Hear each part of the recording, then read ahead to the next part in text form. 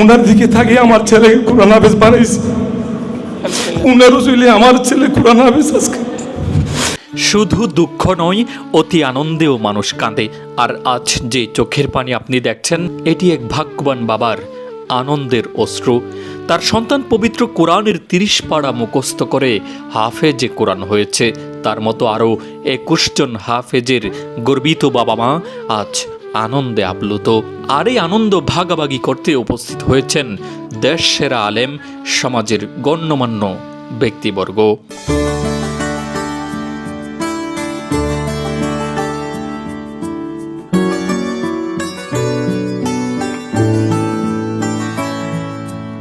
উকিয়ার কোর্টবাজার সৈকত রোডের তাহসিনুল উম্মাহ ইন্টারন্যাশনাল মাদ্রাসা মাত্র 4 বছরের অগ্রযাত্রা। আর এই 4 বছরের মধ্যেই তারা নতুন এক ইতিহাস লিখেছে। গেলদিন 29 নভেম্বর এমআর কনভেনশন হলে বর্ণাঢ্য আয়োজন, হেফজুল কোরআন ও দস্তারবন্দি অনুষ্ঠান।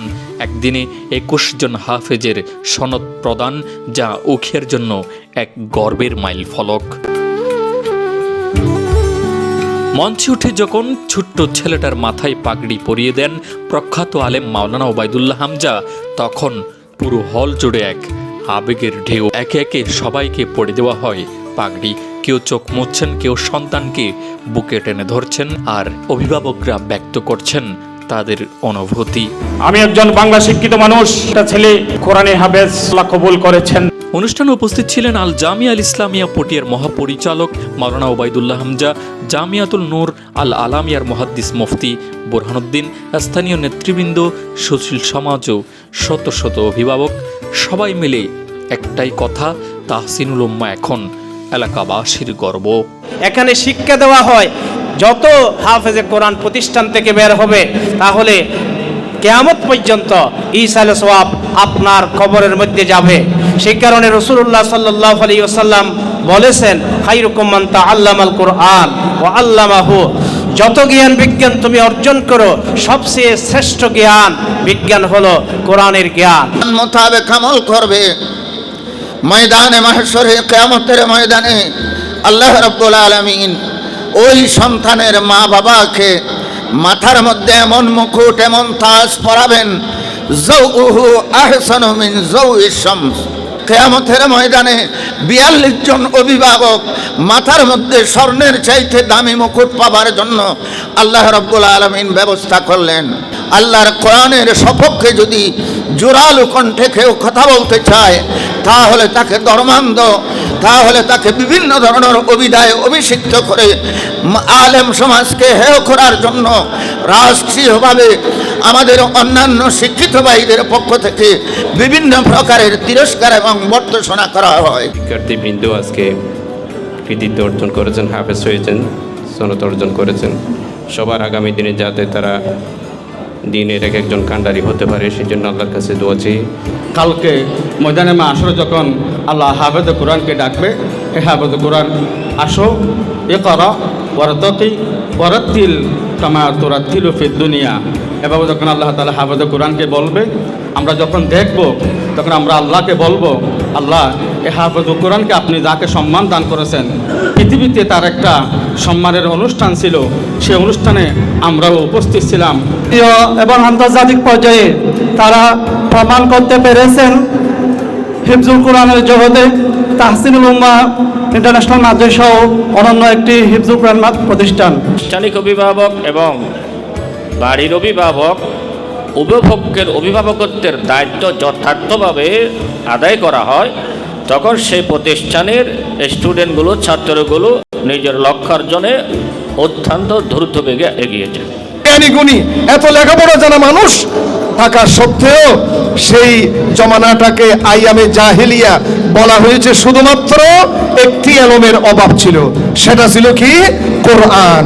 কোরআনের অভাবে, কোরআনের জ্ঞানের অভাবে সেই জমানাটাকে আইয়ামে জাহিলিয়া বলা হতো, এবং হাজারো জ্ঞান থাকা সত্ত্বেও সেই জমানার মানুষগুলোকে বলা হতো জাহিল মানুষ। সেই জন্য আজকে আমাদের এই যে তাহসিনুল উম্মাহ ইন্টারন্যাশনাল মডেল মাদ্রাসা, আমাদের এই অঞ্চলে আরো অনেক ভালো ভালো প্রতিষ্ঠান আছে, কিন্তু সর্বপ্রথম এই তাহসিনুল উম্মাহ মডেল মাদ্রাসা তাদের যাত্রা শুরু করেছে এবং তারা এই মাদ্রাসা শিক্ষা জগতে, আরবি শিক্ষা জগতে তারা একটা নতুন একটা যুগান্তকারী পদক্ষেপ তারা করেছে যে কাহারো কাছে আমরা কাহারো কাছে নির্ভরশীল আমরা হব না, আমরা কাহারো কাছে হাত পাতবো না, আমরা নিজেদের অর্থেই আমরা নিজেরা এলম অর্জন করব, আমাদের প্রতিষ্ঠান আমরা পরিচালনা করব। এমন এক কিতাব আপনি যখন কিতাববেন মনটা খারাপ হয়ে যাবে, এর তেলাওয়াত শুনলে মনটা শান্ত হয়। ওয়াজাতুলিয়াত আলাইহিম আয়াতুহু যাদাতুহুম ঈমানা ওয়া আলা রাব্বিহিম ইয়াতাওয়াক্কালুন। আল্লাহর কোরআন এবং আমাদের নবীর যে হাদিস, এগুলো শুদ্ধরূপে বয়ান করার জন্য আধুনিক পন্থায় বর্তমান এই প্রতিষ্ঠান আমাদের দক্ষিণ কক্সবাজারের এই উকিয়া উপজেলায় অনন্যধর্মী একটা স্বাক্ষর বহন করতেছে। আগে আমার ভাই মাস্টার সেলিম সাহেব বলেছে, আগেকার দিনে যারা গরিব মানুষ ছিল ওনাদের ছেলেদেরকে হাফেজখানায় দেওয়া হতো, যারা এতিম ছিল ওনাদেরকে দেওয়া হতো। এখন প্রত্যেকটি মাদ্রাসায় দেখি সবচাইতে ধনীর ছেলেকে আগে এই কোরআন শিক্ষায় শিক্ষিত হতে হচ্ছে। এই কোরআন শিক্ষায় শিক্ষিত হওয়ার মধ্য দিয়ে জীবনকে লক্ষ্য গঠন করার লক্ষ্যে এটাই হলো আমাদের জন্য একটা উত্তম উদাহরণ। কারণ একজন বাবা যখন মৃত্যুবরণ করে, একজন ছেলে যখন ইমামতি করে, তখন আর জিজ্ঞেস করতে হয় না ইমামতি কে করবে। যে একজন কোরআনে হাফেজ, একজন আলেম, সে যখন তার বাবার মৃত্যুর পরে জানাজা ইমামতি করে, আমার মনে হয় একজন বাবা সেটাই পৃথিবীর শ্রেষ্ঠ বাবা, যে তার জানাজার তার ছেলে পড়িয়েছে। আমার ভাই এখানে আমার বলতেছে মাদ্রাসার যে পরিচালনার ওনাদের ব্যয়ভার বেশি, তো এখানেও আজকেও আজকেও তো প্রায় 3 লক্ষ। তা আমি ব্যক্তিগতভাবে 20,000 টাকা দেবো ইনশাআল্লাহ। ঠিক আছে। কিন্তু হাই পাওয়ার যারা সমাজের এলিট শ্রেণী তারা এগুলা মাদ্রাসার মধ্যে স্টুডেন্টদের পড়ায়। তবে মনে রাখতে হবে যে শুধু কোরআন তেলাওয়াত শুনলাম, বুঝলাম না, ইমপ্লিমেন্ট করলাম না, এটা হবে না। রেফারেন্স দিই, খ্রিস্টান লন্ডনের মাটির তলায় খ্রিস্টানদের গোপন মাদ্রাসা, সেই মাদ্রাসা থেকে উঠেই আপনার পৃথিবীর প্রত্যন্ত অঞ্চলে গিয়ে, বিশেষ করে এশিয়া মহাদেশের বিভিন্ন রাষ্ট্রে গিয়ে ইসলামের ভিতরে বিভেদ সৃষ্টি করা হচ্ছে। যে সকল শিক্ষক মণ্ডলী অক্লান্ত পরিশ্রম করে আজকের এই কোরআনের পাখিদেরকে হাফেজে কোরআন হিসেবে তৈরি করেছেন, তাদেরকেও আন্তরিক মোবারকবাদ এবং ধন্যবাদ জানাই।